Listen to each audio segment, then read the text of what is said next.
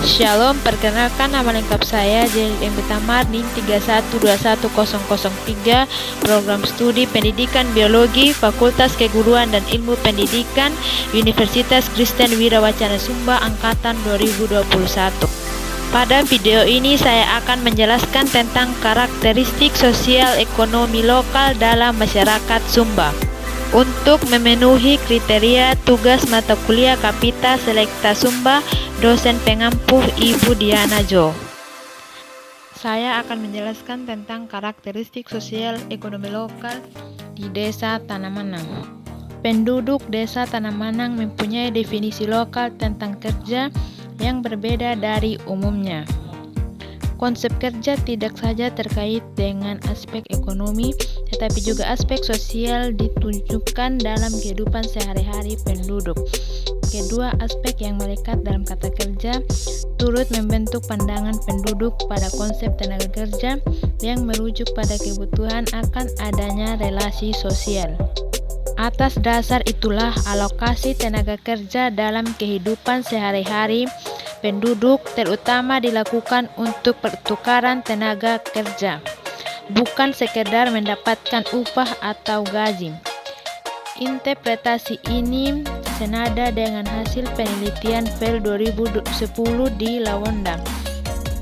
Bedanya jika FEL 2010 memandang alokasi tenaga kerja sebagai bentuk strategi untuk memelihara hubungan sosial dalam masyarakat, tetapi pertukaran tenaga kerja di Desa Tanamanang tidak hanya bertujuan menjaga hubungan sosial dalam masyarakat, tetapi sebuah kebiasaan yang terbentuk berdasarkan pengalaman dan pengetahuan selama hidup dalam lingkungan alam atau ekologi tertentu. Dalam hal ini, penduduk Manang sebagai sumber daya manusia menggunakan pengalaman dan pengetahuannya untuk mengelola tenaga yang dimilikinya dalam rangka bertahan hidup pada ekologi sabana. Tanamanang tidak hanya penegasan akan hubungan kekerabatan di antara penduduk, namun sebagai bagian dari kebiasaan penduduk yang bertujuan utama menjalin hubungan yang sifatnya saling tergantung. Adapun konsep kerja dan tenaga kerja di Tanamanang menunjukkan keduanya merupakan hasil dari kesepakatan penduduk lokal yang terkait dengan nilai, norma, kebiasaan, dan budaya tertentu. Dengan demikian, nilai dari tenaga untuk kerja juga dibentuk berdasarkan kesepakatan penduduk lokal. Relasi sosial yang didasarkan pada hierarki sosial, baik tradisional maupun modern, memicu kompleksitas pembagian kerja di Tanamanang.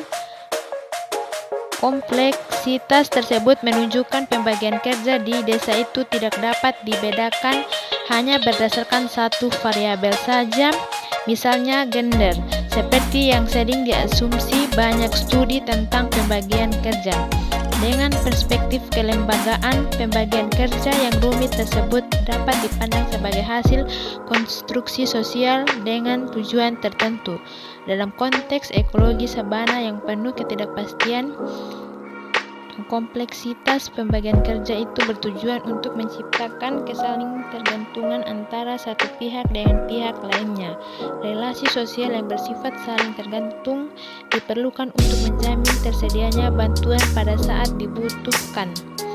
Dan dikatakan alokasi tenaga kerja dan pembagian kerja di daerah sabana adalah pengaturan sosial yang digunakan sebagai salah satu strategi bertahan hidup pada ekologi yang dinamis.